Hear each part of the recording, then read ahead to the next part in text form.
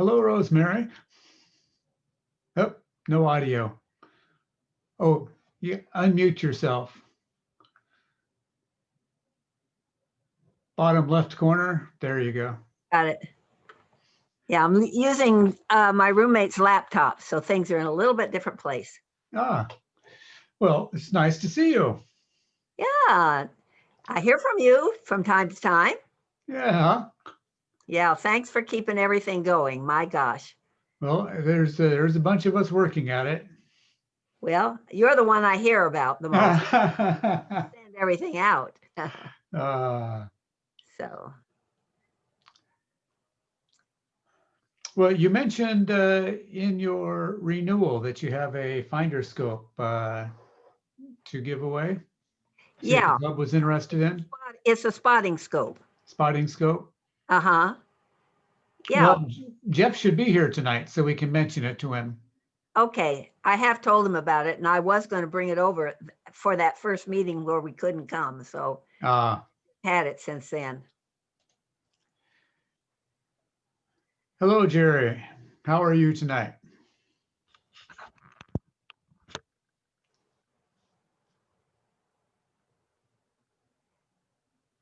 I seem to be the first one that comes up for Zooming, and I keep on the first because my name starts with A.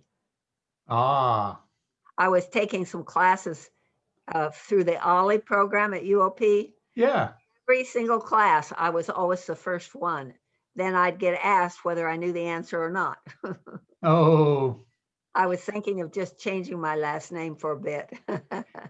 To Zebra, Zorba. Yeah, something like that.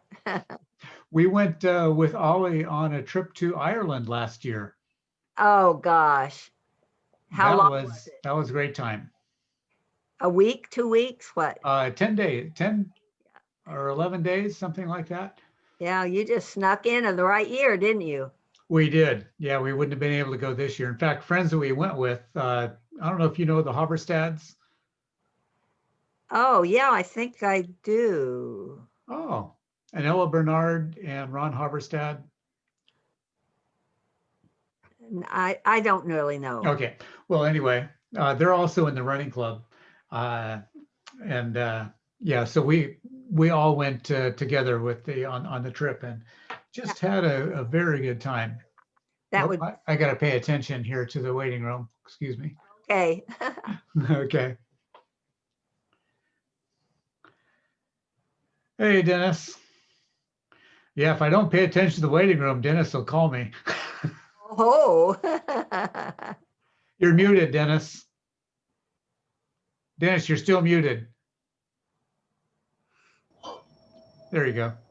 That was only because I was cut off. Ah.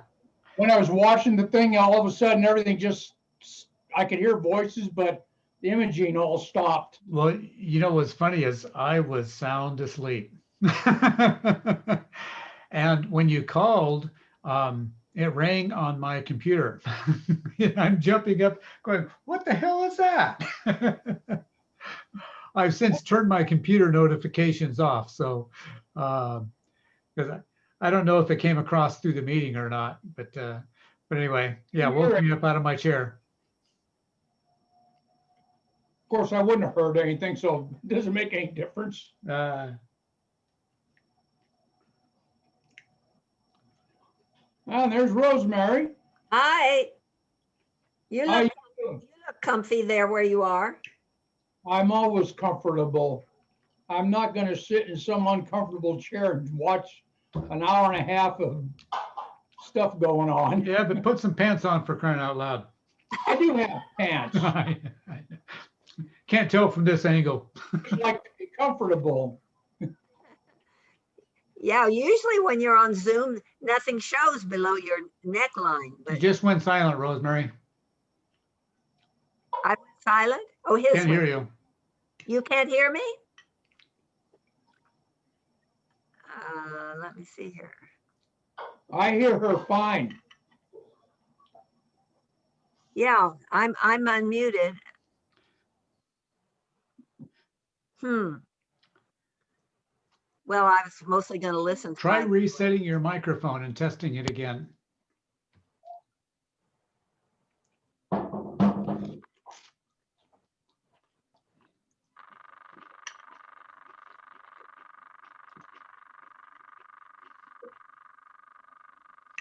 Can you still hear me, Dennis?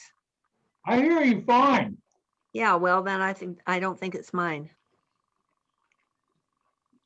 I put all that stuff in a bowl and I look over on that one little zucchini hanging on one of the bushes. Would be a good time to learn sign language. That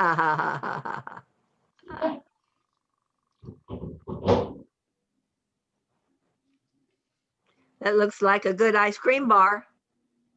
It's frozen yogurt. Yeah. Peg found these, we use them because they're only about 100 calories, so they're not full of sugar. So you can feel totally, Still don't hear you, Rosemary. well, I don't know what to do because Dennis is hearing me. I hear her fine, Jerry. And It's like I get hearing aids. Well, I wonder if it's my speakers that went out. Do you hear me? I guess it's on his end. That's too bad. It's his end. Maybe it was my speakers. Now do you hear? I feel like the Verizon guy. Do you hear me now? For some reason, I just had to reset my speakers and they're fine now. Okay. So I thought it was your microphone. It was my speakers. Well, I'm glad it wasn't my problem because I wouldn't know how to fix it.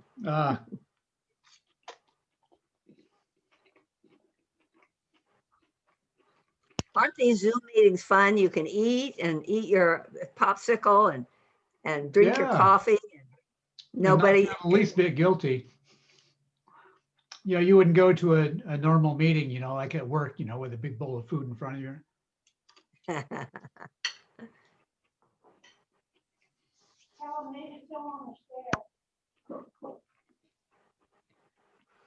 I heard something interesting a couple of days ago. When you're on mute, if you use the space bar, it'll unmute you. So it's like a push to talk button on a mic. Oh, So you just talk and then let your hand go and it goes and mutes right away. You don't have to go down to the that's corner handy. there.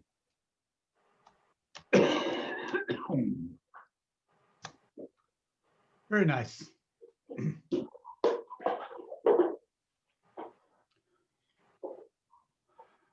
Well, hello, Joseph. Welcome to our meeting. You were asking about my spotting scope. I'll just wait and talk to Jeff about it. I just wait and talk to Jeff. Yeah, okay. I know nothing about the usefulness of these things. He already knows that I have it. I've told Okay. him.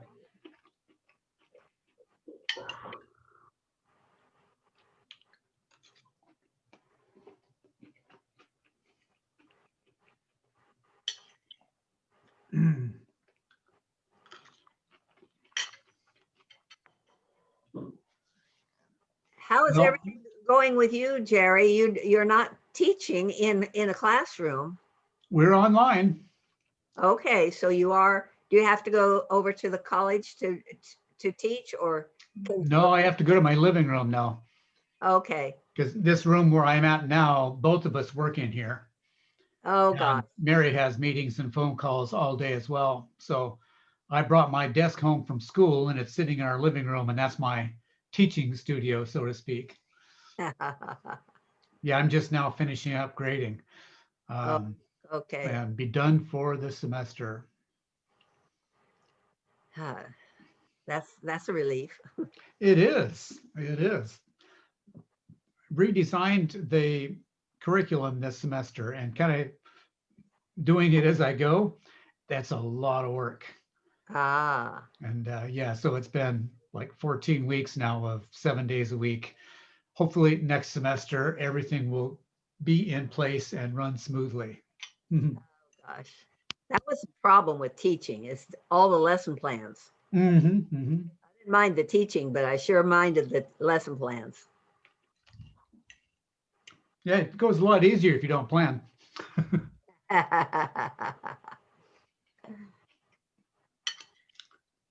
But doesn't build character. Oh, is that what it does? If there is, I don't hear much about it. Why don't you ask them?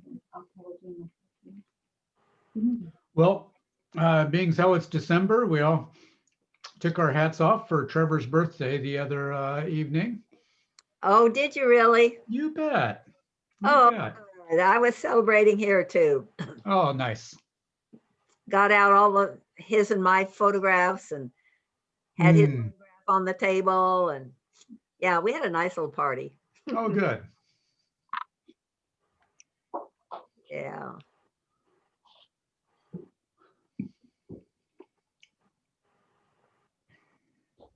Where is everybody? I usually got a whole bunch of people on by this time. I would think. Well, there's still 15, 16, 8, 17 minutes. Check my email. No one's emailing me saying they can't get in. I think Olivia's getting on. Not right now, but we talked about her getting on and me getting on. We used to get together and Zoom together, but Hmm.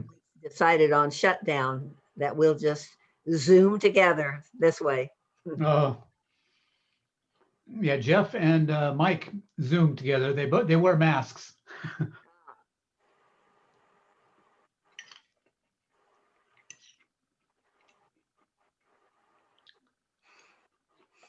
Oh, Doug's here.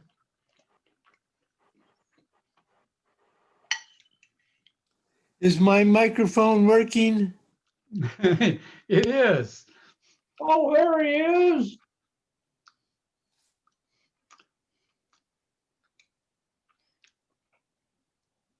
So welcome, Jerry. I said hi earlier, but I guess your microphone wasn't working then, but it's working now. We heard you loud and clear. And hey, Doug. But he's muted.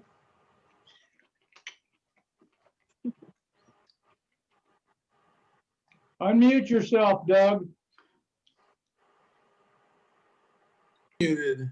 There, There we go. Hi, Rosemary. there. Last time I saw you on the Zooming, you never showed your face. I Your name was realized- there, but you weren't. That was a couple of months ago. I thought you were being shy. Me? Please. Since when?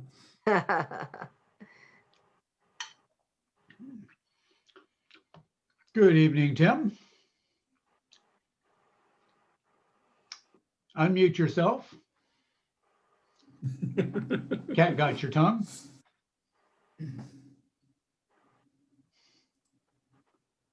There we go. What's for You are still Jerry? muted, sir. There you go. That's better. I'm broadcasting from a planet in orbit around the sun. And therefore, the electromagnetic waves have interfered with my own brain waves. Interesting.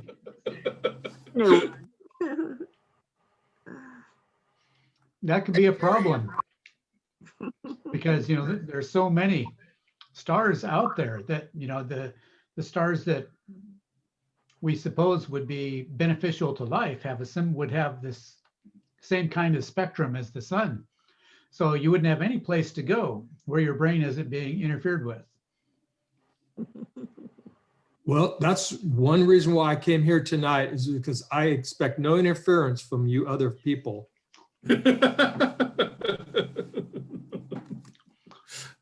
There's constructive interference and destructive interference, Sure.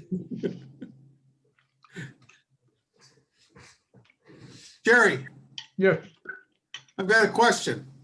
that's good. If a neutron star is made up of quote unquote, is made up of nothing but neutrons, even though it's spinning rapidly, how can it possibly create a magnetic field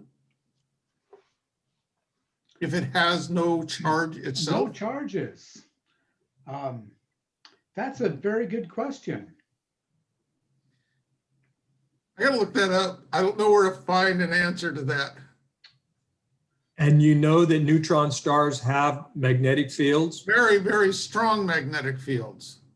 I believe so. They become pulsars. Hello, Olivia. You bounced in a moment ago, but we lost you again. Oh, and Christy's here.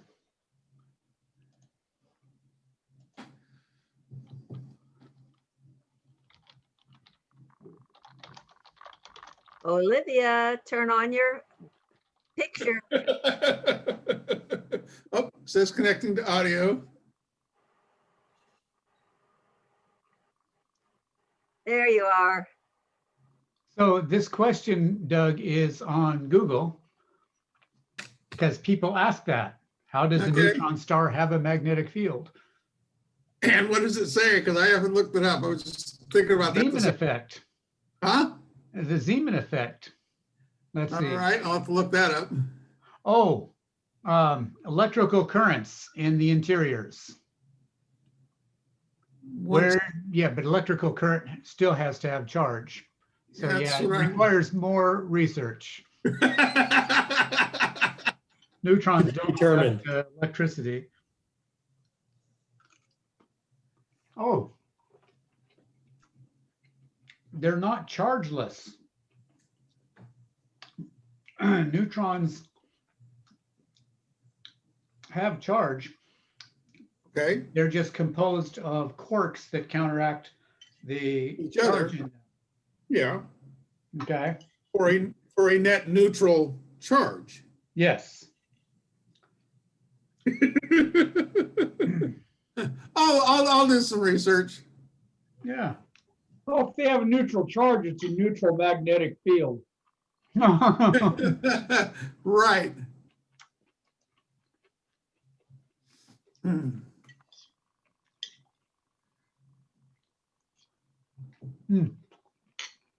Hello, Christy. You're muted. Hi, Jerry. How are you doing? I'm fine. How are you? Very well, thank you. Hi, Christy and Olivia. Hello. Oh, you've got a really good picture there.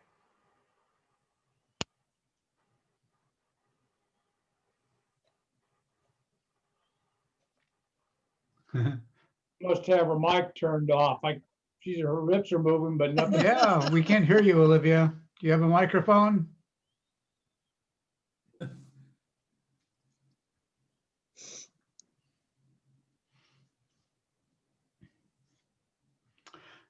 Hello, Ray. Oh, my screen's moving around. I lost him. There he is. And Paul, good evening. He's still muted.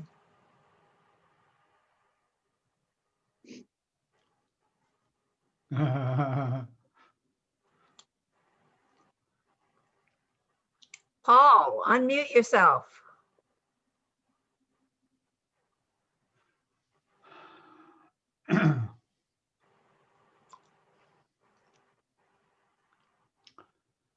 Is that your background? Oh, there we go. I was almost disappointed, Eric.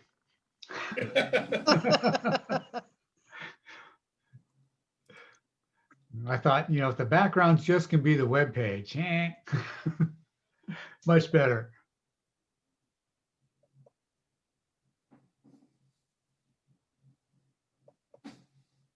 Yeah, I like your window. I can see the Jupiter is orbiting back there, or some gas giant in your vicinity anyway.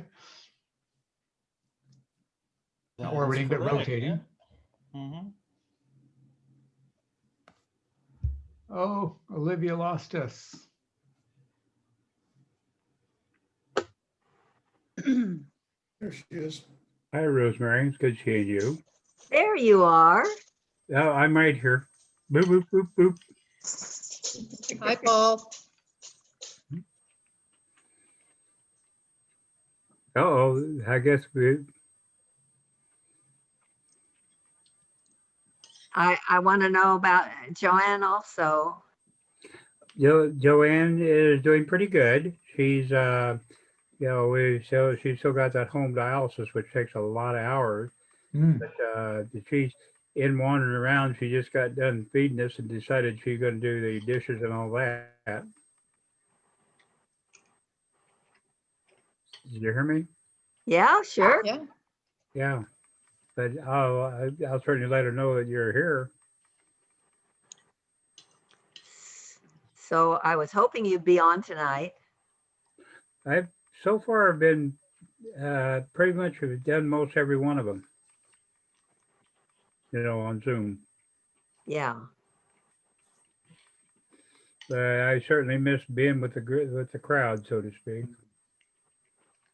I think all of us do, Paul. It's a big bummer. Yeah, I agree, and it's not the same bummer as falling down on it. Paul, how far do you have to go to get to a dialysis clinic? About the dialysis clinic is 57 miles for us, but she's on peritoneal dialysis. So where the dialysis is done is 30 feet from where I'm sitting right now. Oh, okay, okay. That's not too bad of a commute then. Well, it takes several hours at either end, but Hmm. the thing is she gets it 7 days a week or 7 nights a week. So I set her up. She has a dialysis. It fills and drains 3 times during the night on a device called a cycler, and then I break it all down and drain things in the morning. Hello, Rosemary. Hi, there you are, really clear. Yeah, fun. I finally got it on. So you're not on your iPhone now? No, I'm on my iPhone. Yeah. You are? Okay, because you got a big picture. Yeah. Very good.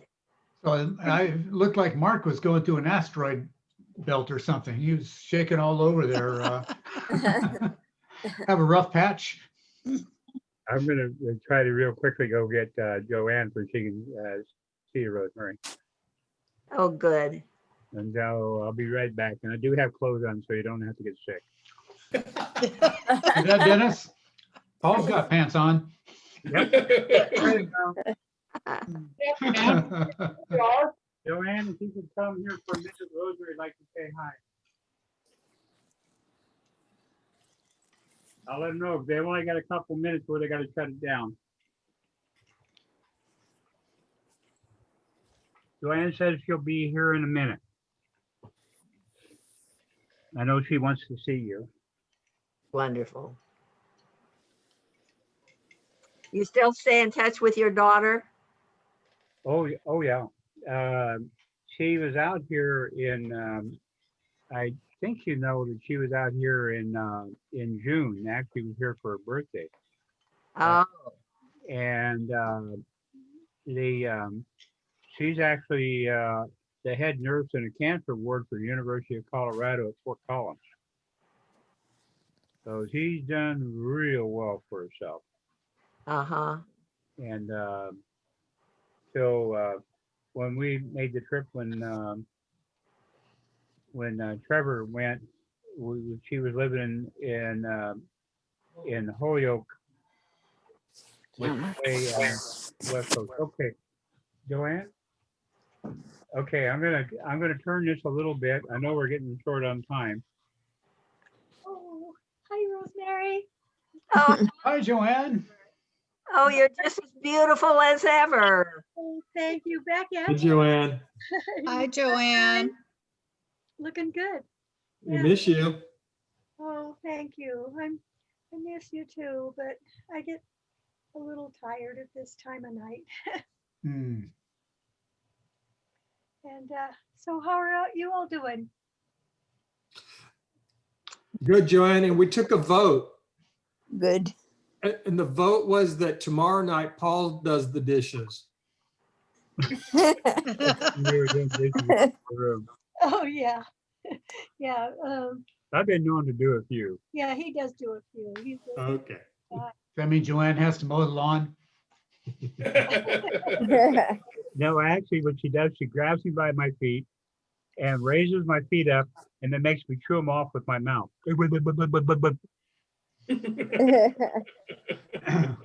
well. Yeah, that way you don't talk too much.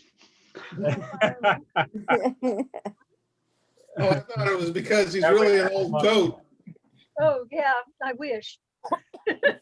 But anyway, yeah. So have a great meeting, guys. I'm Thank gonna, you. Yeah. Put my feet up and relax a little bit. So, So nice Oh, to see you. Very I'm good really, to see you. really wanting that hug. Oh, Ah, there. Oh, yeah, sure. You, Just Paul. took a bite out of your cheek. Want your hug. Oh, he wants a hug. Wait a minute. Here's a hug. Here's a hug. Oh, keep it clean, you guys. okay, Nice to see I you. gotta put you guys back. Oh, wait a minute. We don't all want it clean. Please have a great meeting, and if I don't talk to you again, have a wonderful Christmas. Enjoy Oh. Christmas. Well, Thank Merry you, and you Christmas to you too. both. You know, the only thing that's going on with me is I haven't cut my hair. And so now I have a ponytail. Mm. That's real hairy. That puts you right in style. Yeah. Yep. Long hair is the only way to go. Oh, yeah, but washing it is a pain. Oh, yeah. I hear you. Isn't that right, Jerry? Exactly. Hey, you okay? That's, I think that. Good evening, Fred Stay in line for everybody there. and Mike and Jeff. Glad you Hi. all could make it. Hey, Jerry, how's it going? Very well. I was just looking at Jupiter and Saturn. They're about a degree right now. Oh, really? Wow.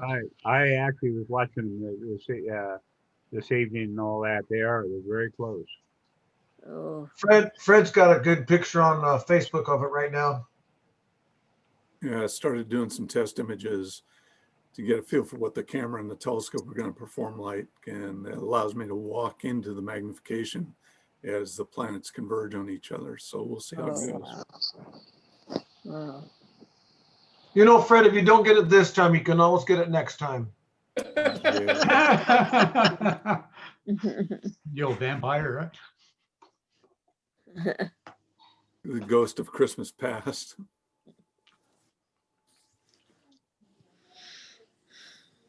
Well, I've been struggling here with the audio. Can everybody hear me now? Yeah. there you are, Mark. Yes. We got you, Mark. Oh, good. Hey, Mark, is that your shot behind you? Is that your Oh. picture? Yes, it is. That's nice. It's one I took a long time ago. Let's see, which way should I go? Yeah, it's yeah, it turned out pretty well. I took it from my backyard. Wow. That is Hmm. impressive. Can you see that many stars from your backyard? Not very often. Oh my No, God. it just takes a lot of pictures and a lot of stacking and a little bit of processing, and there you Oh, And a little bit of Beautiful paint. picture. Thank you. So I'm sorry we missed last month's meeting. We were up north, up at Lava Beds. We were camping up there. Hmm. So that We was nice. appointed you a position. Oh, good. Yeah. Good timing.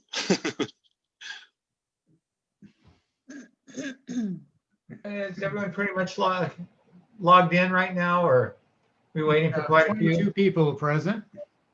Want to wait another 5? Or we think we should start?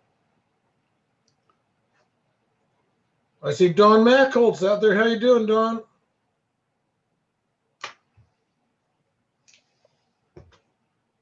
Jeff, move over a little so we can see your face. There you go. Okay, move back. I wanted to see. That is Thanks, scary. Jerry. That was good.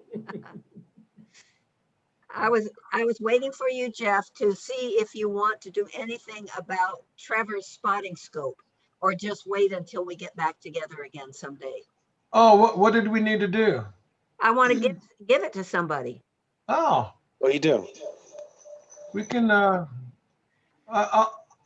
call you sometime, when we're not in a meeting. All right. Okay, thank you. I'll get a hold of you. Okay.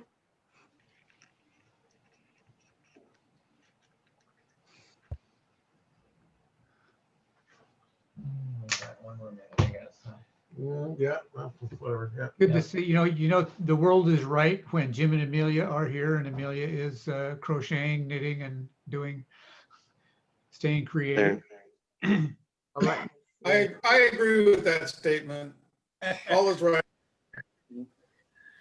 Amelia, show us your work in progress there. Whoa. The How come I flag. can't see it?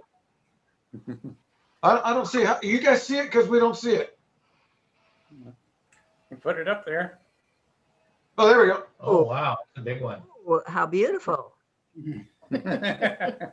Amelia, why don't you do us all a favor? Just put it over Jim's head. That would work. That would work. Well, she's got the stripes, just has to work in the stars. All right, it's starting to get ugly out there. Maybe we should start the meeting here. I think so. All right. Well, guys, welcome to the meeting. How is everybody? Everyone staying healthy and safe and everything else? We don't have anyone sick with COVID, do we? That we know of in the club? I'm fine. No. Good. All right, so this is the December meeting. We're going to do show and tell, as you probably all know. And if anyone has any announcements or anything, maybe they want to bring up right now before we start the show, this would be an opportune time to do it. Doug, you want to talk about the outreach program you're not doing? I think I already stated that. All right, fair enough. Okay. With that going on, Fred, you might as well go ahead and get started. What you've done is good planning. Let's see how this pans out tonight. Should be a lot of fun. Very good. Thanks, Mike. So normally the December meeting is show and tell, what you've been working on. If you want to share it with us or tell us about, something that you've read that's interesting or any number of things like that. The one person that had signed up to give a presentation was Rebecca, and she's working with, the study of things at the center of the galaxy, and she had about a 15-minute presentation ready to go, and she hasn't shown up yet. So I'm going to open it up to the floor if anybody's got anything, and we can go from there, and hopefully Rebecca will show up in the next few minutes. I don't think anyone's got anything. This is embarrassing. I'm sorry, I don't know.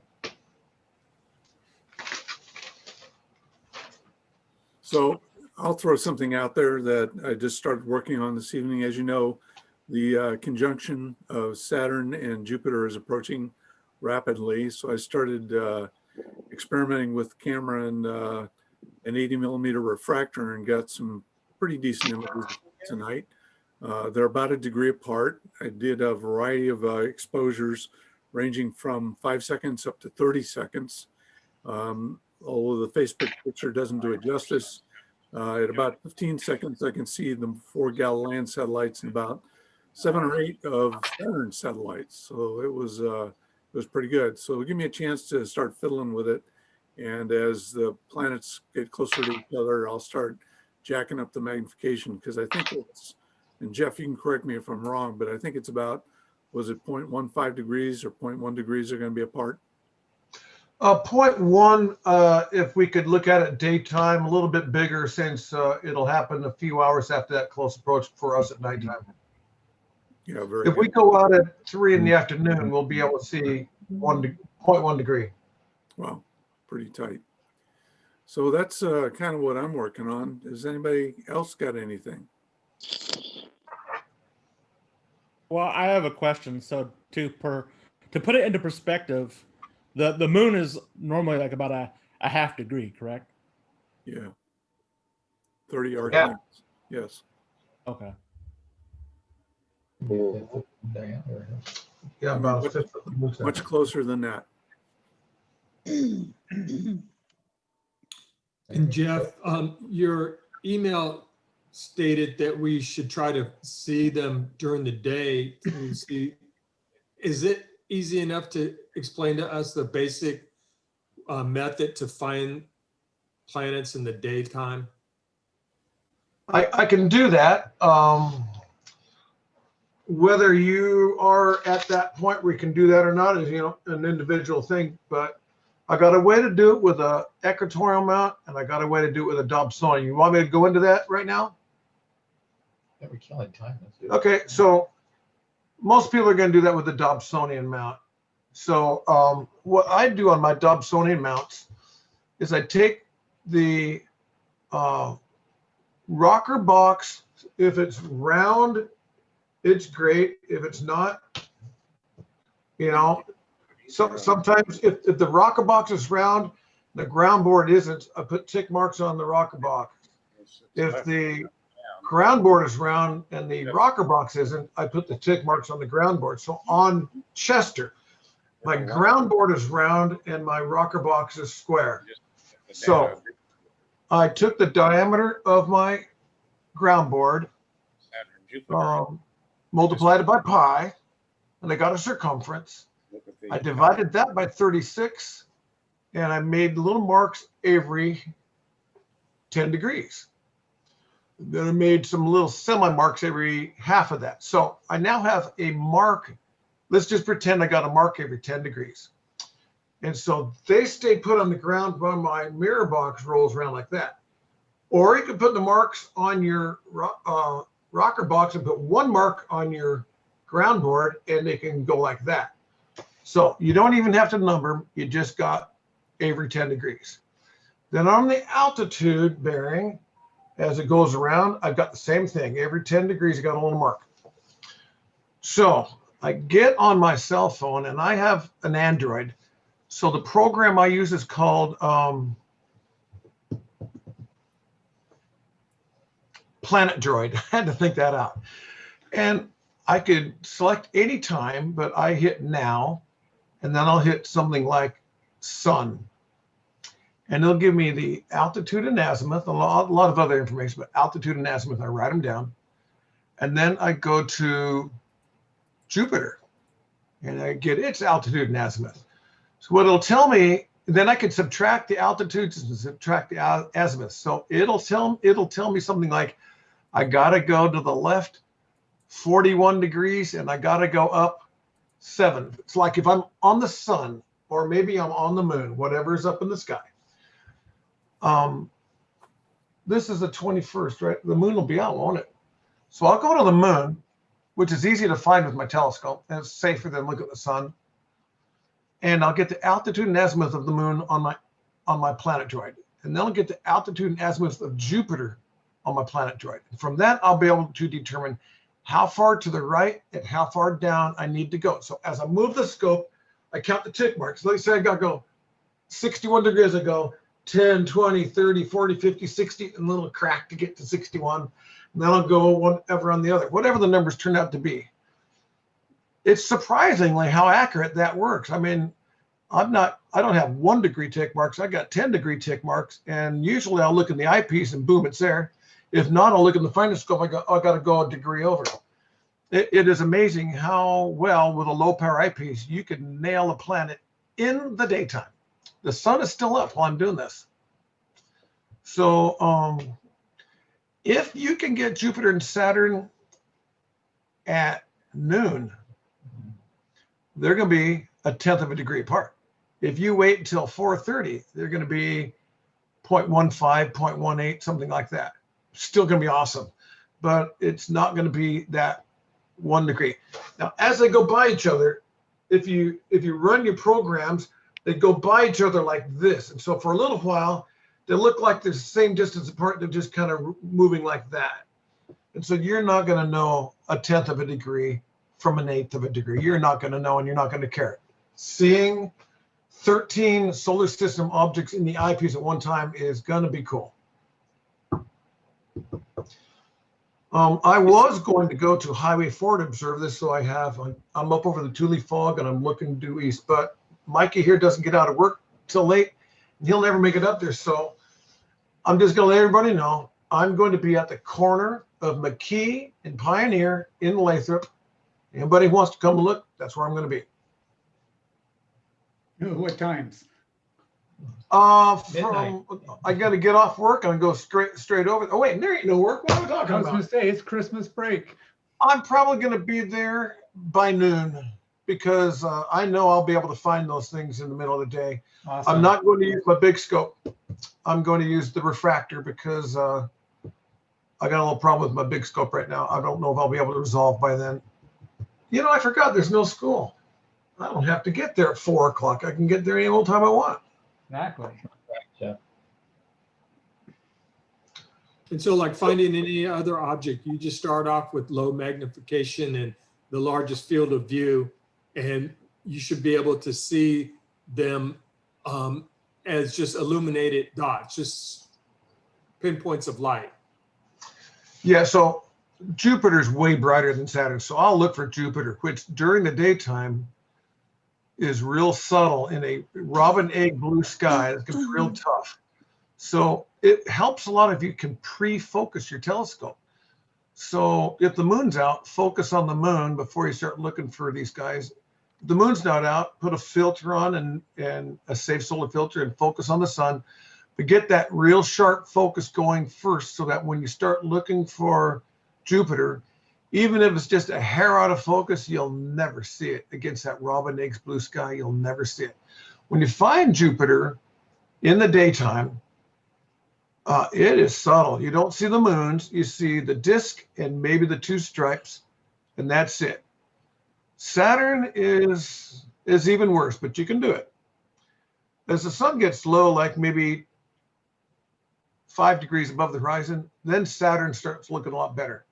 But with the sun pretty high in the sky, Jupiter is the one you want to find first.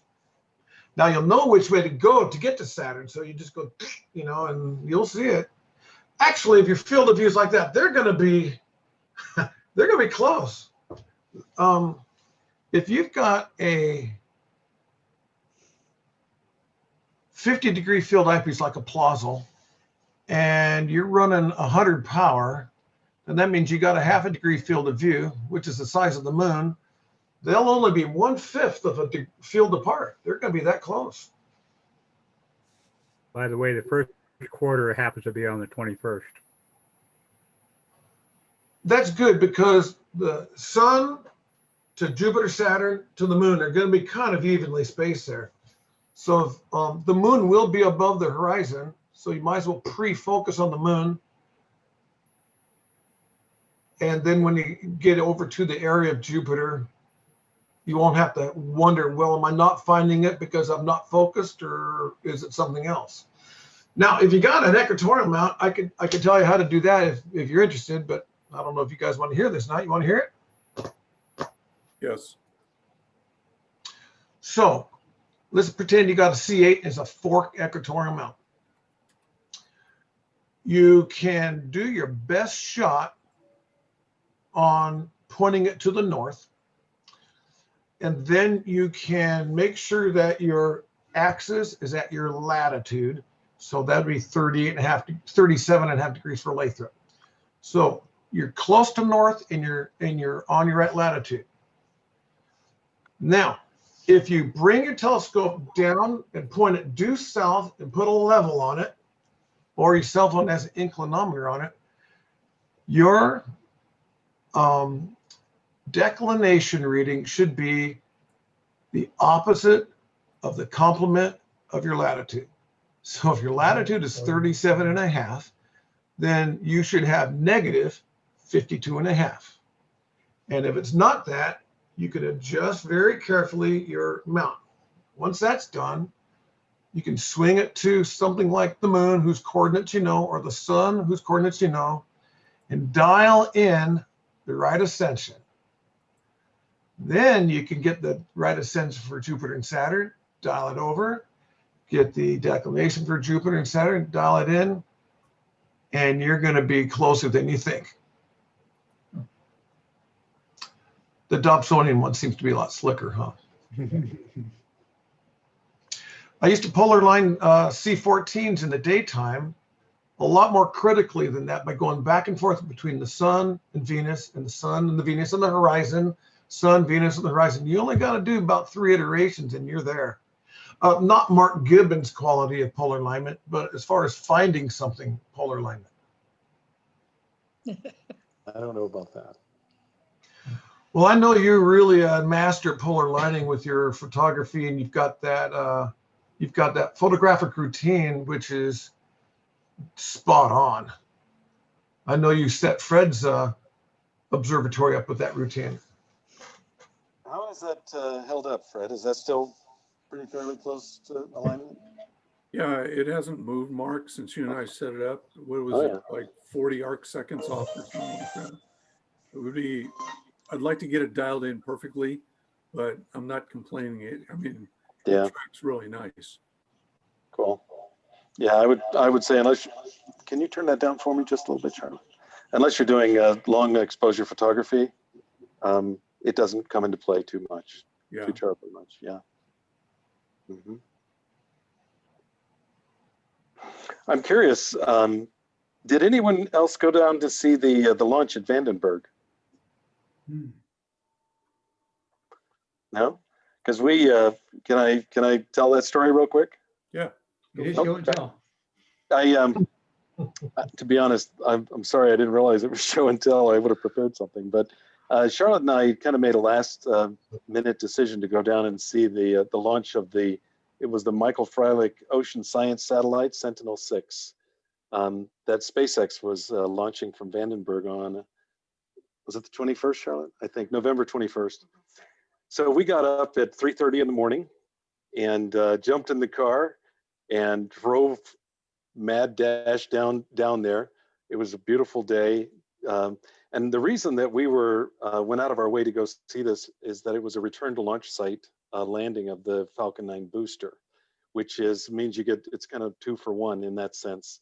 So not only do you get to see the beautiful launch, but of course the rest.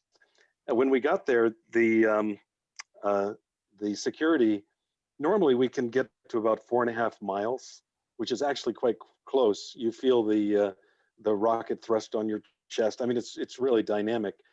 They had us out at about 8 miles. It was still a lovely launch, but apparently they've set up a new exclusion zone because of the return to launch site. They're concerned somebody's going to have the rocket land on them or something.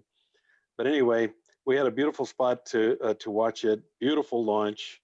And from our vantage point, you could watch the flip maneuver of the booster, watch the booster do its boost back burn, come right back to over the launch site, fall like a stone. It's actually quite amazing to watch this massive object falling at terminal velocity straight towards the ground, and then of course light its engines and come down to a soft landing.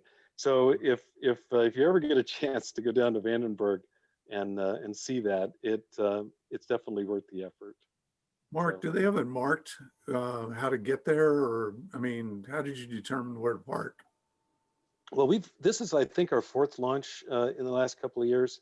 And like I say, we usually park at it's Ocean and Renwick Avenue, and it's a beautiful spot. Honestly, it's right across the street. I'm not sure what they do at that NASA facility, but there's a NASA building there. You get a beautiful view of the launch. But they chased us out. So this time we were almost to town, Lompoc, but we were looking across open, planted fields. So we had a perfectly unobstructed view of the launch. And so it was a little hit and miss for us. I can't actually remember the name of the street we ended up parking on. But if you're in the area, to be honest, it's hard to have a bad view because except for the local hills. So the only thing with Vandenberg, unless you can get onto the base, if you know someone, you can't actually watch the launch. You have to wait for about 2 or 3 seconds. How long would you say, Charlotte? Maybe 5 seconds for the rocket to clear this low local hill that it sits against, because it's right up against the ocean with a local hill. But yeah, it's pretty much anywhere that you can park, you're going to get a good view.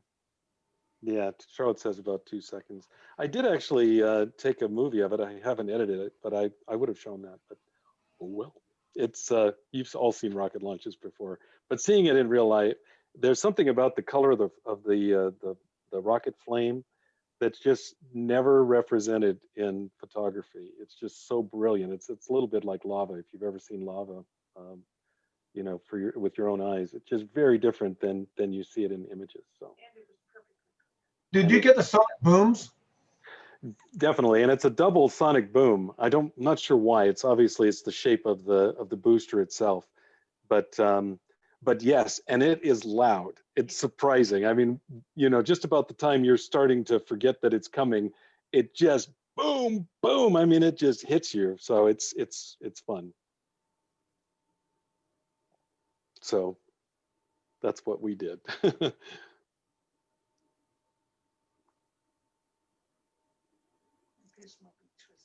Yes, not to mention we you know we hit Pismo Beach, and there's wine tasting up there. There's a lot of activities, so it's definitely worth the trip. True. Okay. Awesome. We saw a turnaround of the Falcon 9 from our backyard one night. Mary asked me what it was, and I said, well, it's either a rocket launch or the end of the world. We saw that launch. What was the name of that satellite? But it was right at sunset, so right on the Yes. terminator. We were in darkness. As the rocket climbed, it went into light. Now we were at Vandenberg for that very launch, and I'd never seen. We will never see anything like that again because it filled the sky, and there was some resemblance to the Orion Nebula. In fact, that's what I remember saying to Charlotte.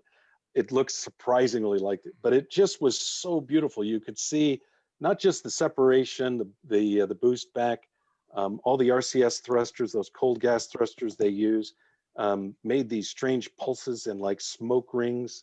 It was unbelievable. That was a couple of years ago. Yeah. We saw all the way in LA. That's right. Yeah, that one was visible for hundreds of miles, and we were 4 miles away underneath it. It was something.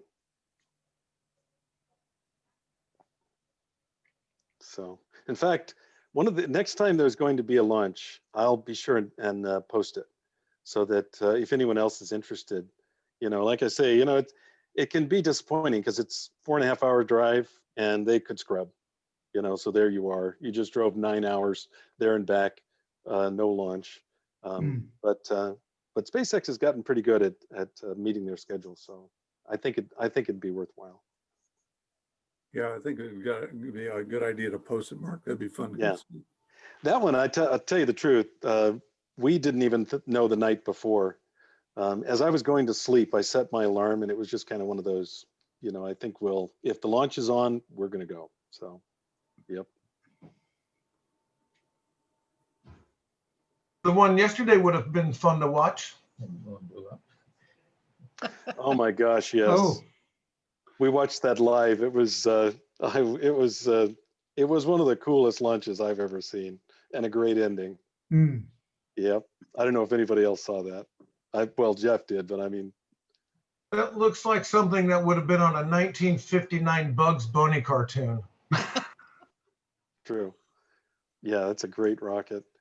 And I was telling Charlotte we're going to fly down to Boca Chica when they get more of the when they get the booster and they get the full stack. We're definitely going down there to watch that launch. So I don't know. Does everybody know what launch that was? That was SpaceX's new Starship. Yeah. Development vehicle. Yeah. It was their first high altitude test flight, 45,000 feet anyway. I bet somebody could even put that on video right here, right now for show and tell.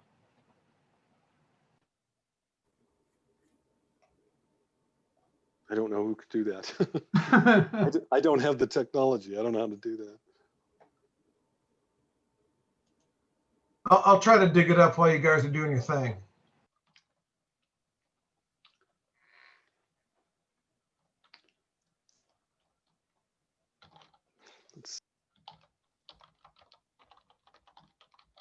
one thing is that's memorable is that Chuck Yeager passed away on December the 7th this year at the age of 97.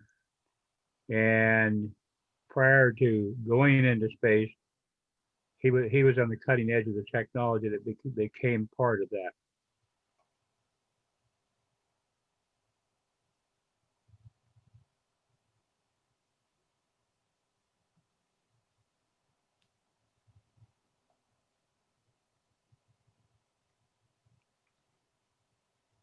Hey, Jerry, I do have that video if anybody wants to watch that.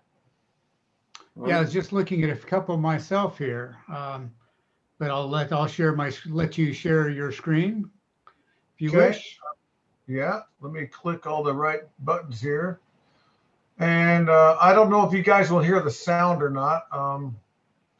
Do you see my screen with the rocket ship and my cursor moving? Yes. Yep. All right. Does anybody not see my screen with the rocket ship and my cursor moving? Okay, well, I'm going to start it. You'll be able to tell me if there's sound or not.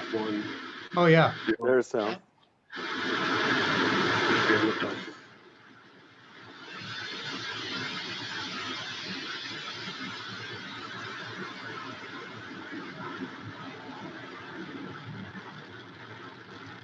So can I narrate this just a little bit?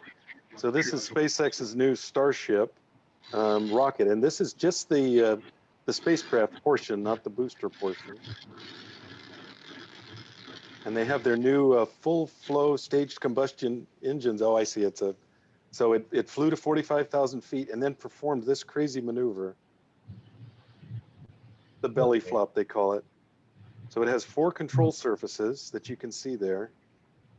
And they use that to do a horizontal controlled descent.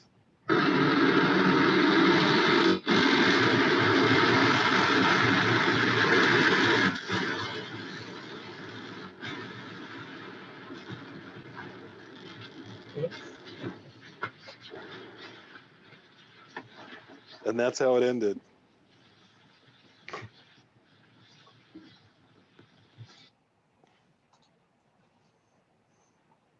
Well, that's nice. So I was talking to a couple of my students today about it, and matter of fact, they're in this meeting tonight.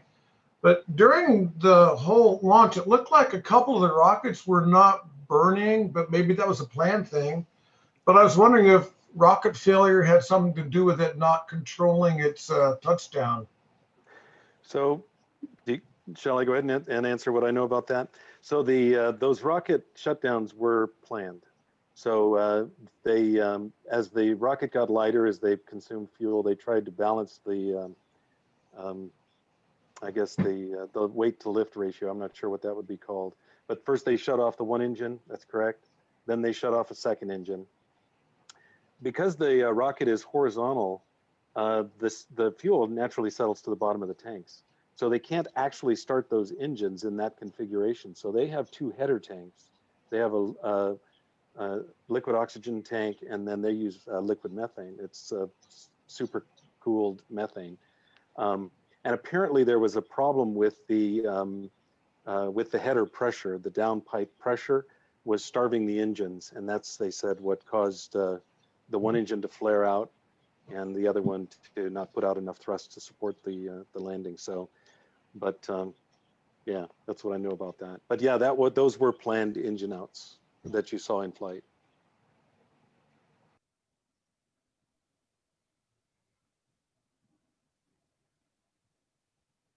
I just want to confirm that I'm no longer sharing a screen, correct?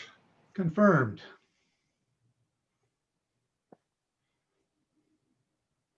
We're just kind of curious, a survey of hands, how many people are going to try and observe the Great Conjunction? Oh. Oh, wow. I get it to show my hand. There it is. There you go. Mike is so old, he saw the last one. We don't need any age jokes, Jeff.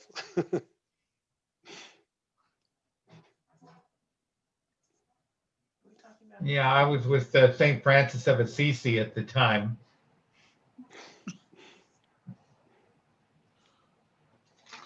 What do they call him then? Frank. Frank.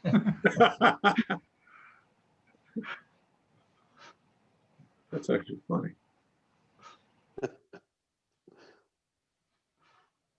Well, I didn't bring anything for show and tell, but I do have some projects if you're interested in me sharing the projects. Go ahead, Jeff. So big project number one is Chris Pizzoni's 33-inch F3. We've curve generated it and have begun sphering it, but we slammed on the brakes and used the same tool to curve generate and sphere the 31.5-inch F3 that we've got cooking here. And we've curve generated 2 quartz 24-inch F3. I've got in the polishing phase right now, I got John Schimp's 17.5-inch 4.2 and James Shookneck's 17.5-inch F3.9. And somewhere along the way, I'm going to resume on Dan Collins's 10-inch F6. I have a 12-inch F4.2 reference sphere that we're going to use as a secondary interferometer reference. And I'm not going to resume on my continuous lapper until next summer. So that's the trouble we're in our shop right now. That's a lot of trouble. That's a lot of trouble. That's great. There's a lot of trouble. Oh, Chris Pizzoni and I grabbed 2 54-inch pieces of glass. One is going to become a tabletop. The other one is going to be cut to a 42-inch, and we're going to slump it and make a 42-inch F3 meniscus. So that's in the shop. But I'm not going to start that for a while. Anything else that we get running? I think so. I think that's our shop problems right now. That was it. Hey, Jeff, we had talked about maybe reviewing the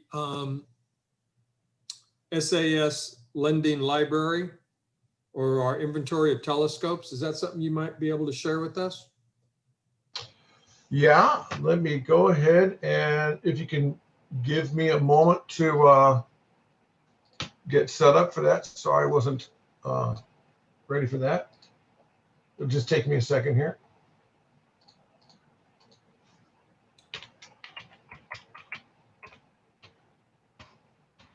Certainly, and there's still a link in our website to the telescope inventory, right? It's on the resources page if anybody ever interested in looking at what we've got available. jeffbowman.org/scopes. Oh, I was going to say my website's broken, but I put the wrong letters in. Yeah, there we go. Okay, I'm going to share screen. Okay, I had to confirm it's working. Okay, so Jerry, I'm going to share screen here. Please do. All righty, can you all see the Stockton Astronomical Society? Check out telescope inventory and status. We've got one more button to push, Jeff. Doggone it. There we go. You know, I blame computers, but that one was my fault. Okay, I'm assuming you can all see it now. Yes. All right, so we have the Kent Robinson Memorial Telescope that's currently at Fred Shoemaker's house, and he's reworked this firmware and done some servicing on it, and my understanding is it's actually working pretty good. This is one heavy, ugly, heavy telescope. You can see it's got a 6-wheel roller on there. It doesn't look like it's that heavy. This thing is a gut buster. All right, over at Dave Jacoby's house is our Bradmore 10-inch Cave Astrola, Newtonian on a German equatorial mount. And that's also a large telescope. The 2 telescopes I've shown so far roll around, and that's the best way to manage them because they're big, ugly, and heavy. All righty. we have a 10-inch f10 Mead-Schmidt cast screen that has not been returned from the individual who checked it out and is showing no signs of ever returning it. So I don't want to talk nasty about him, but this is not a good thing here. We have the Sonny Johnson telescope, and it's checked out to remember Rick Penn, who's also a guy I work with. It is a 10-inch f10 Schmidt cast screen as well. And it's got electric focus and good hand control pad. By the way, all these telescopes I'm showing you, you can check out as a member. Even if somebody's already got it checked out, I can say, hey, Baldwin, I'm really interested in this scope. What's the deal? And we can work it up. Okay, the Bill and Mona Mortala telescope was checked out to a person, and they never brought it back and is unwilling to return the phone calls. The Vonnie Udall Memorial Telescope, we had a member named Vonnie Udall. She was a sweetie. She died of, I think she had pancreatic cancer. And so her sister funded a telescope for us to check out. And so it is a C8, no, it's a Meade 8. And it's, I believe, checked out to Bill Ford right now. It's more manageable. It's a little bit smaller than those others. We have the Glenn Mortensen C8. Glenn's still alive. It's not like he passed away and gave us a scope. He just gave us a scope because he's a cool dude. It is currently checked out to Dave Corder. It has lots of eyepieces and gizmos. And as you can see, it's the old orange kind, which a lot of people really like. Big Red is taken apart, and that's also on the list of mirrors and scope projects to be redone. We're not going to do this tube stuff. We're going to do a creaky style truss design, as is the big brown scope, which I think is over at UOP right now. Okay, we got the little red telescope, and it has been checked out to a gentleman who left, and we don't know where he's at, and he took the scope with him. Kind of seeing a trend here, guys. Okay, we got the James Spalding telescope. It's a cute little C5, and Crash has that. We've got the hydrogen alpha scope. Bill Lytell has it, and this is for looking at solar flares, and it is a daytime solar only telescope. There's nothing else you can look at with the scope. We've got the Gus Armanini scope. It is a 2-inch Unitron telescope. It's 2.5-inch Unitron telescope. And it's a skinny little dude. That picture's small. Sorry about that. But it is a good little scope, and the mechanics on it are really good.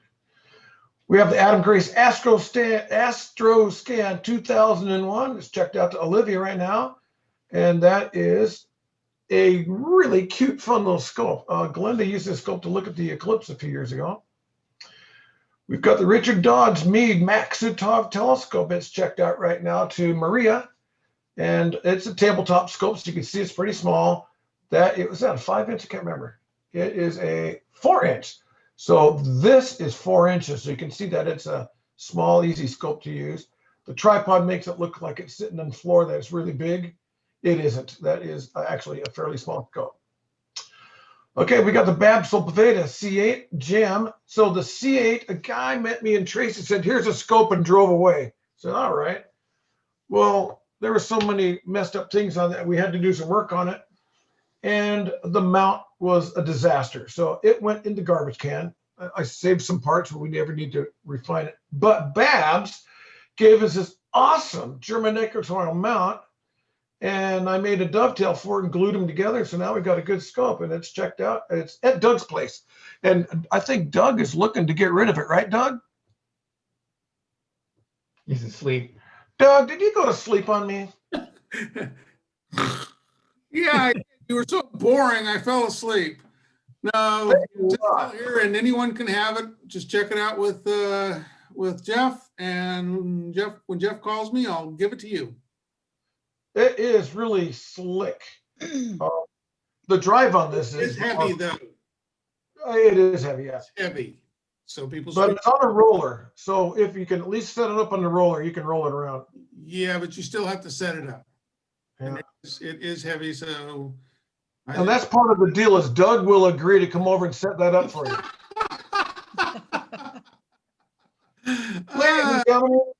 You know, Jeff, you really shouldn't drink before you do this. Well, I'm looking for the stop sharing button. There we go. Stop sharing. So anyway, that is our now I can't start with that is our collection of telescopes. Any paid member can check any of those scopes out. And if you saw a scope that you like, we go, well, somebody else has it. Well, just let us know. And you say, hey, Billy Joe Bob, are you done with the scope? Because Spiffy Spaff wants to borrow it. So they're all available. Every one of them is available. That was that. Thank you, Jeff. Thank you.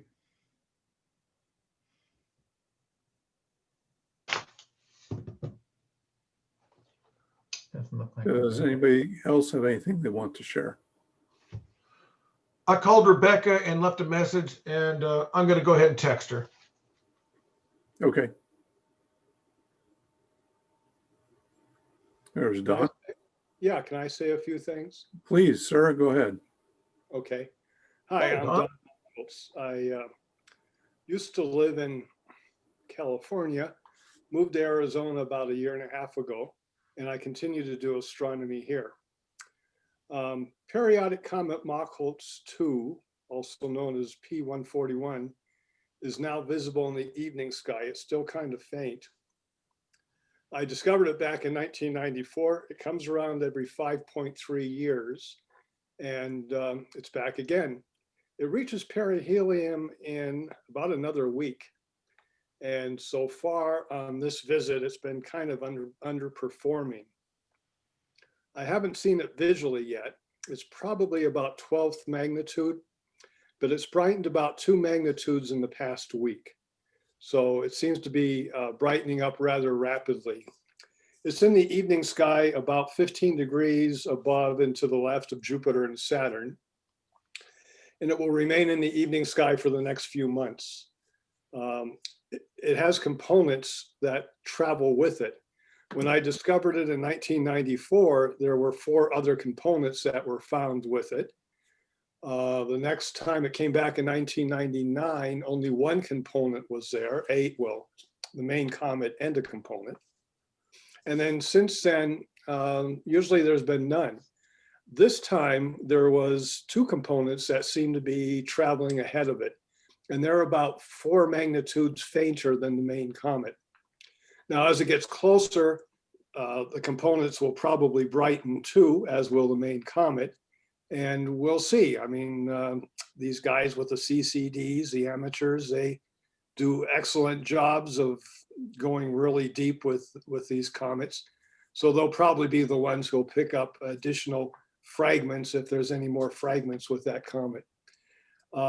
It'll probably reach its brightest in late December and then dim. Originally, we thought it would get to about 10th magnitude, and that's probably about as bright as it's going to get, but you never know with comets.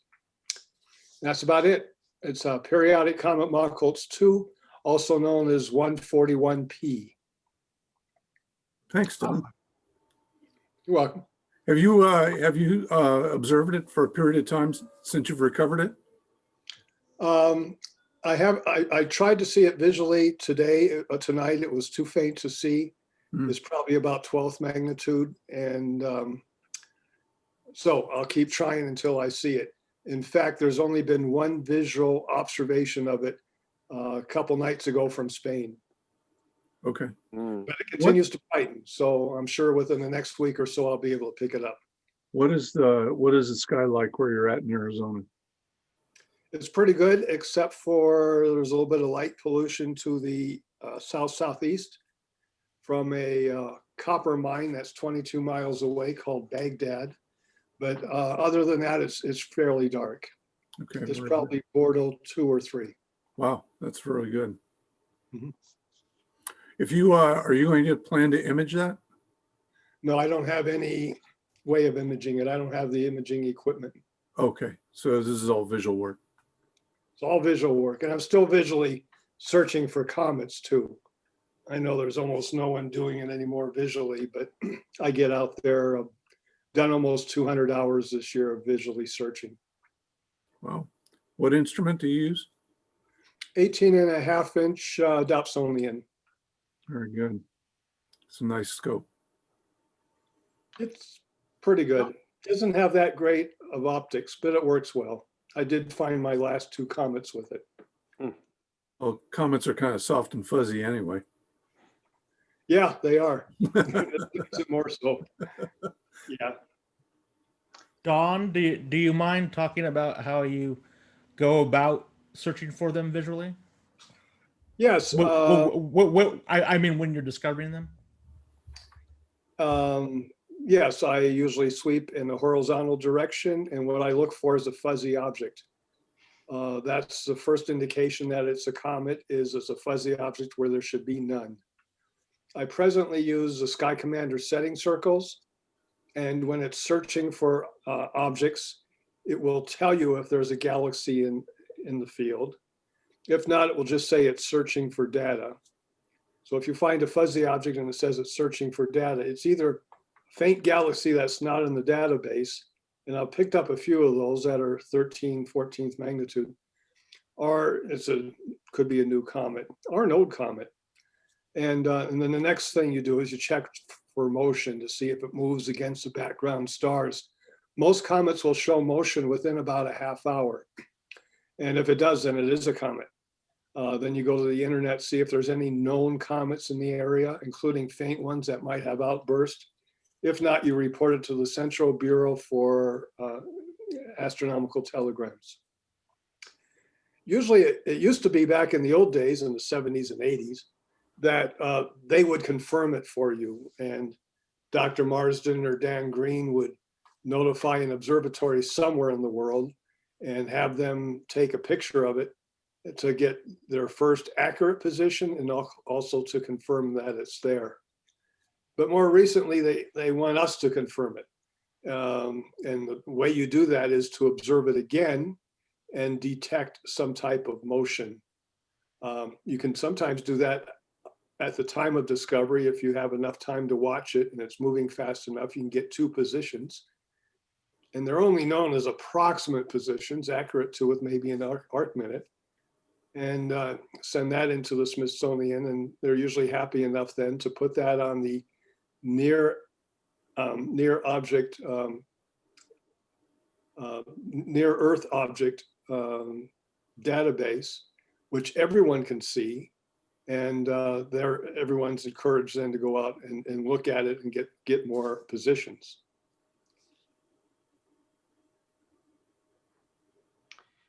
I was curious about the picture on your screen, Don. It looked, my mind ran away with, it always runs away. It looked to me like 2 cats were holding you captive in a dental chair. Something like that. Yeah, that's it's known as a bino chair. Star chair actually is the name of it. They don't make them anymore, but someone gave it to me after his father passed away, and he didn't want it anymore. But it was it's a binocular chair that holds hundreds of pounds, and I have in that picture 100mm binoculars on it, 40 and 25 power. I did the Messe Marathon the night before that picture was taken. Oh, Tom Palmer has a bino chair. Oh, that he's brought to some of our star parties. It Don, I'm sorry, Don, is there been any research on the orbit of your comet? Yes, and it passed near Jupiter in the past orbit, so the orbital period changed from 5.2 years to 5.3 years. It may be responsible for a meteor shower, the Alpha Capricornus, or maybe not. There might be some other comets responsible for that. And it will probably produce its own meteor shower in a few hundred years. And that would be, I believe, in late November. So it's making an orbit around the sun and as far out as Jupiter? Yes, and it comes in as close as about 0.83 astronomical units. Inclination is about 13 degrees. It's a direct orbit. And it's moving against the stars. It's keeping about the same elongation in the evening sky. So it moves about a degree a day in reference to the stars. So it's a pretty fast moving comet then, really. It is at this point because it is nearing perihelion. So it's going faster than us. And you say they have confirmed, or you've confirmed, that there is a companion or another component that's accompanying yes, that? Michael Yeager took a photograph about 5 days ago and found 2 components ahead of it. It's also in a crowded star field, so some of the components might be difficult to find. Another guy named Sam Dean spent a whole day doing research on those components and figured that one is component number B and the other one is D. And those were originally seen in 1994. And I discovered it August 13th, 1994. In the first and second week of October, a few months after discovery, the main component was dimming and number D was brightening. So for a few days, we had 2 comets in the same field of view, about 9th magnitude. And what was the apparent distance between those two? Within a degree of each other. Oh, okay. I think about a half a degree apart. And right now, I believe D is only 8 arc minutes ahead of it, to the east of it, but it's about 4 magnitudes fainter. And B is about 30 arc minutes away.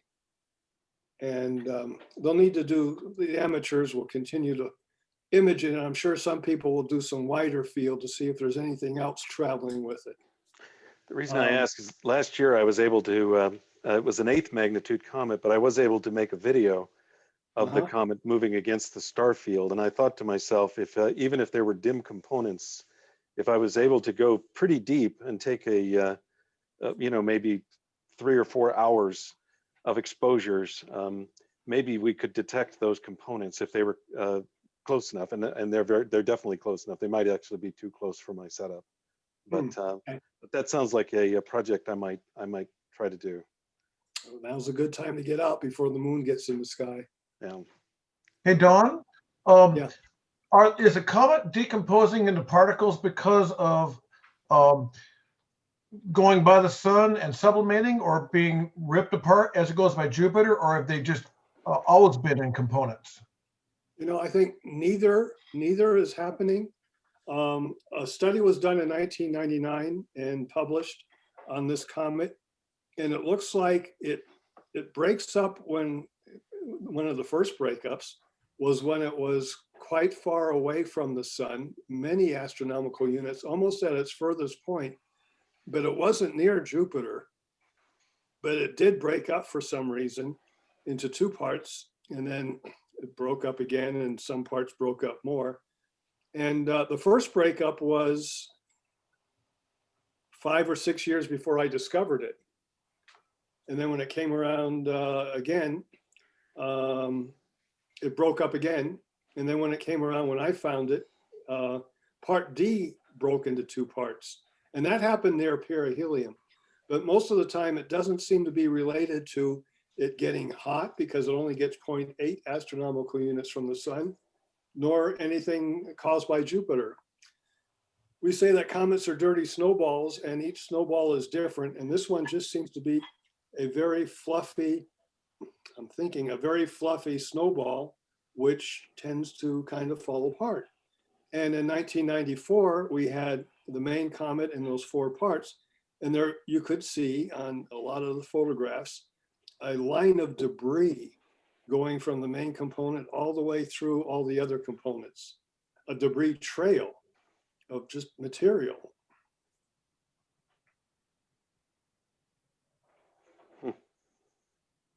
It'd be kind of interesting to kind of zero in. I mean, is it just because it's so structurally crappy that it falls into pieces like that? Or do you think there really is a genesis for its destruction? I've never heard anyone explain why, but that's always been my thought, is that it's just not very compacted. I guess that its gravity is so weak that it's lucky that it's combined in the first place. Yes, but the parts that do fall apart. In fact, one of the questions brought up on one of the forums this past week is, how come component B and component D have survived for 25 years? Most of the time, the components don't last more than a few weeks. They break off and they fade and they disappear. But these two components have been going on for 25 years at least. And so they must be pretty big. I'm guessing a few hundred yards across for the nucleus, not house size, not truck size, but bigger than that, because they continue to survive orbit after orbit. Since we do get theoretically do get a meteor shower from it, I take it that this comet's in the ecliptic or close to the ecliptic. Yes, it passes the ecliptic headed south, I think so. Descending node. So we reached that point on November 22nd, 23rd this year. I don't know if there was an increase in meteors. I know in 1999, they looked for some and didn't see visually an increase, but the radar picked up an increase in meteors. Radar is now very good at picking up meteors that we can't see visually. And so one study did show a minor shower back in 1999. It was on November 27th. And now because the orbit's changed a bit, it's November 22nd or 23rd. It's really close to the Leonid. I guess since they're coming from a different direction, you can separate them from Leonids. Yes, these are in the evening sky and they're near the star Altair in late November. So yes, different part of the sky. They're slower too because it's a direct orbit. Sorry, Are Jared. you still actively hunting? Yes, yes.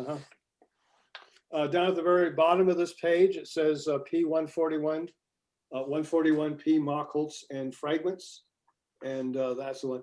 A lot of times when people talk about Comet Machholtz, they talk about the one I found in 2004, which was the most observed Comet Machholtz that I've found. I've found 12, but the one in 2004 was passed by the Pleiades the first week of 2005, and that became a rather famous picture.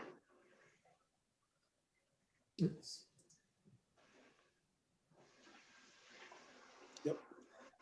Yeah, the one in 2004, 2005 was kind of a greenish color. In fact, a lot of people refer to it as a green comet.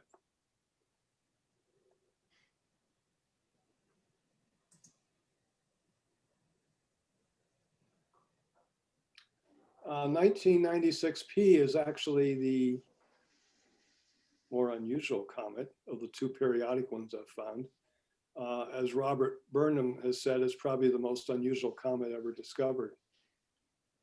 I gave a talk to your club about 96P several years ago, and it goes closer to the sun than almost any known periodic comet that can be seen from the Earth. Some of the SOHO ones go close. It's the family of two, it's the parent of two other comet groups. It's responsible for 8 meteor showers. 2 or 3 of them are major, including the quads, which are the 4th of January. One of the quads are actually caused by one of the comet groups that came off of this comet. So this produced comet groups, and one of those comet groups causes that one, and also it seems to be responsible for an asteroid, 2003, I guess it is, H1, which is responsible also for the quads. Delta Aquariids in late July are caused by this comet, and the daytime Aries from the constellation Aries around June 8th are caused by this comet or a derivative thereof. It might have come from a different solar system too. That was announced in 2007. So that's 96P. That's my other periodic comet.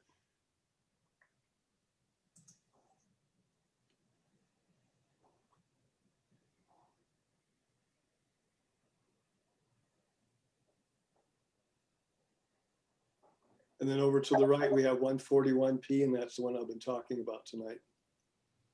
How many you got? What's that? How many have you got now? 12 comets, 12 visual comet discoveries. That is impressive. Yeah, Thank you. very cool. Yeah, I remember your meeting in '96. It seemed like you shared some of your strategies, like looking where the automated devices weren't looking, and just getting out on your porch and looking on a regular basis and knowing the sky really well. Yeah, consistency is the name of the game for comet hunting. And I still do that. I still look to see where the main surveys are searching, and I go where they don't go. Right. And that area is getting to be smaller and smaller each year. So you're still about 1,700 hours between discoveries? No, the first one was 1,700, second one 1,742. I've averaged about 600, almost 700 hours. I've done 8,700 hours now since 1975 for 12 discoveries. Hmm.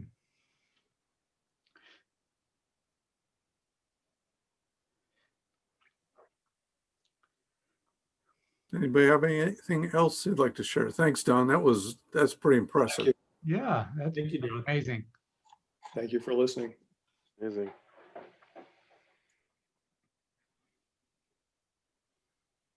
Anybody else? I have a call in and a text in to Rebecca, but I have not heard from her. Is she going to work for the UOP physics department? Ah, Sorry, Jerry, I had to do that. Mhm. Is Mike still there, Jeff? Still here. Yeah. Well, I think we've exhausted all the show and tell for this evening. Quite a nice cross spectrum of what everybody's working on, Mike. So I'm going to turn it back to you. Oh, yeah. All right. Okay. Thanks again, all of you, for your information, and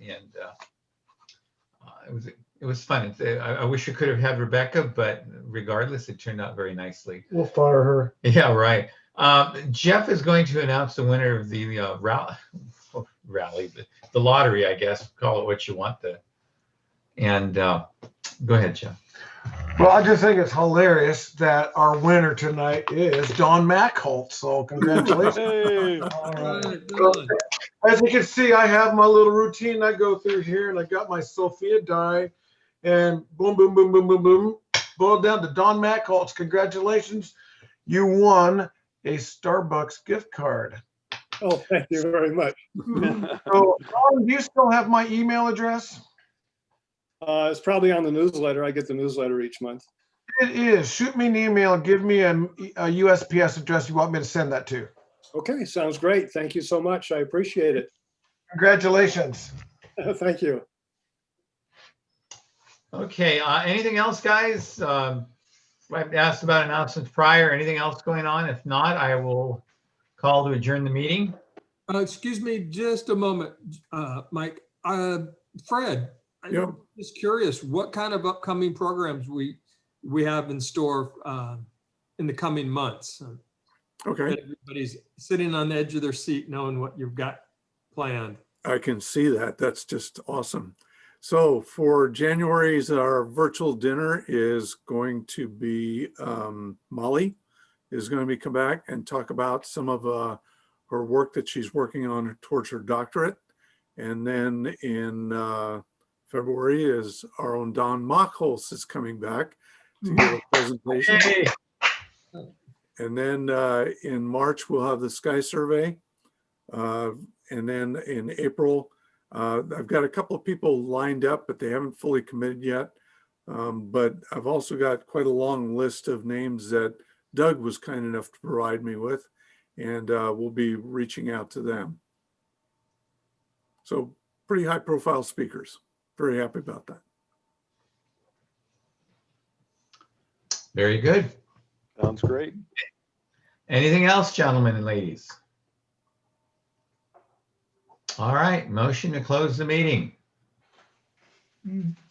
So moved. Please. Second. All right. Okay, meeting adjourned. Stay safe, everyone. Have a wonderful holiday. See you guys again next month. Take Thank care. you very much. Take care. There you go. Bye. Bye, everybody. Good night, everybody.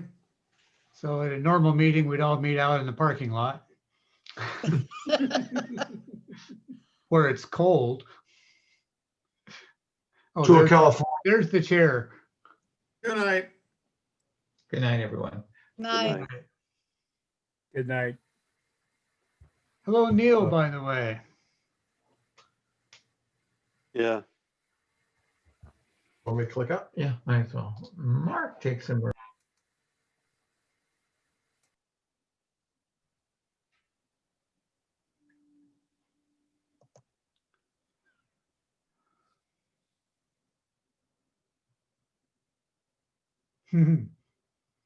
Three Jerry's here.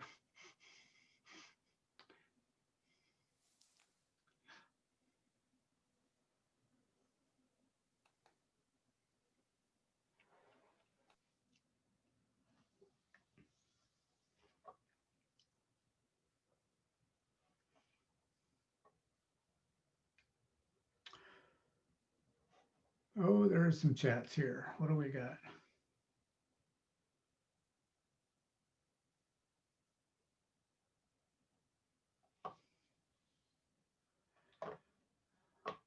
Well, kids, sounds like it's time to call it an evening.